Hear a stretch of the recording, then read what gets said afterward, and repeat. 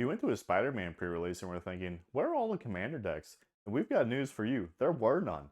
The Wizards recently discussed the future of Commander Precons, so let's check out what they said. First, don't forget about our 750 subscriber giveaway. The prize is a Play Booster box of Magic the Gathering, and it could even be one of these Final Fantasy boxes right here. Wizard says that future Universes Beyond sets will have Commander Precons, but if you've been out shopping for Commander decks recently, you've probably seen two drastic sides of the coin.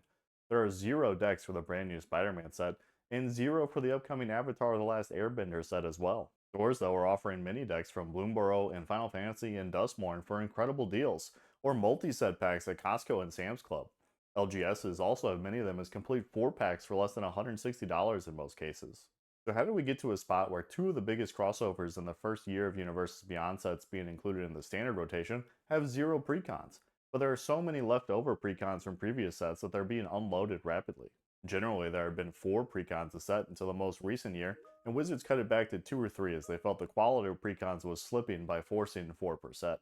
LGSs were even compelled by distributors to order them in whole kits of each deck released per set. And for a few years here recently, there were 4 decks and generally only one desirable deck, and the other 3 were left to linger on the shelf forever. So a couple years removed from that, we've had just 3 precons in Aether Drift, then a logical 5 in Tarkir Dragonstorm, 4 in Final Fantasy, and then down to the minimum of 2 for Edge of Eternities. I haven't heard about any real problems selling out of these, nor have I seen a bunch of Commander decks left over on Walmart or Target shelves until last month.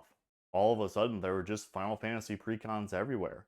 Amazon has a bundle for all 4 at $170 when they originally retailed for $70 each. Fallout Commander decks are in stock lately too. A lot of them are the Caesar deck, so that's not the best one, but that was at least the last set with 4 and only one of them being desirable. There's also been Lord of the Rings Commander decks popping up at all retailers.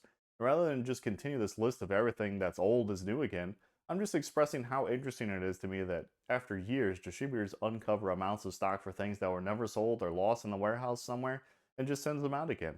I don't believe that this is Wizards reprinting these to make them available again, and it goes to show just how much they printed of Final Fantasy to back up their claim that they printed more of it than anything they ever printed before, and that includes these Commander decks.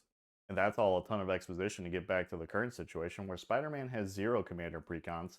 And we also know that Avatar has no precons, but they are getting Avatar stylized cards in the Commander bundle, the new product just for that set. There is hope though. Mark Rosewater confirmed that there will be Commander precons in future Marvel sets. So what happened that we don't have any for the rest of the year? Even though a lot of people believe that Spider-Man is because of a licensing issue, it also kind of isn't. When Spider-Man was going to be a Beyond booster, there was no intention of making Commander decks, so I expect that during licensing negotiations, there is no need to add in costs for Commander decks. That also applies to MTG Arena licensing and why this set will be called Through the Omen Paths on MTG Arena. Mark's confirmation that future Marvel sets will have Commander decks, I think, just shows how unconfident they were internally at Universes Beyond. Then the explosive growth since Wilds of Eldraine and a focus on constructed play caused them to pivot Spider-Man and Universes Beyond in general into a more important position in constructed play. It's left Magic, though, with a gap in Commander releases from the pre-release of Edge on July 25th until the release of Lorwyn Eclipsed in January of 2026. That date's either on January 23rd or the 16th if the 23rd is the wide release and not pre-release date. The next 2 sets of 2026 are also Universes Within, one being the return to Strixhaven, and the second just being codenamed Ziplining for now, but promises to be a culminating event for all the happenings since Wilds of Eldraine. The 4th set of 2026 is possibly the second Marvel set, and that's the first time this promise of Marvel Commander deck should come into play. This could also tie into Rosewater's promise to reprint the first set of Marvel Secret Layers involving many of the Avengers and Wolverine and Storm.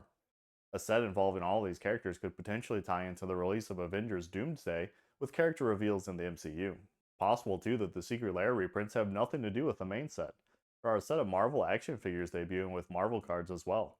There are 4 current promos like this from Spider-Man. They include Anti-Venom Horrifying Healer, Spectacular Spider-Man, Iron Spider's Stark Upgrade, and a unique card, Colonel John Jameson, who flips into Manwolf. So expect any film tie-ins to potentially come with cards. If Wizards intends to reuse the Secret Lair cards in Commander precons, there will be a large amount of decks, and since some like Black Panther are pretty unpopular, I don't see them committing it to a whole precon. Going just by popularity then, the other 4 would be included. But I expect Cap and Iron Man to be merged somehow, and then a Spider-Man deck inserted along Wolverine and Storm. I don't think they would cut Storm if they hold to using these original releases as commanders.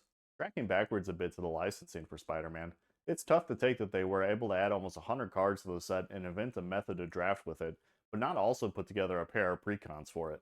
I'm assuming they had at least a year and a half to finalize the changes, so it was possible to have had time to bring in the designer resources to make a pair of decks, but chose not to. That could have been because they didn't have the rights to do it, or because they just didn't want to do a rush job.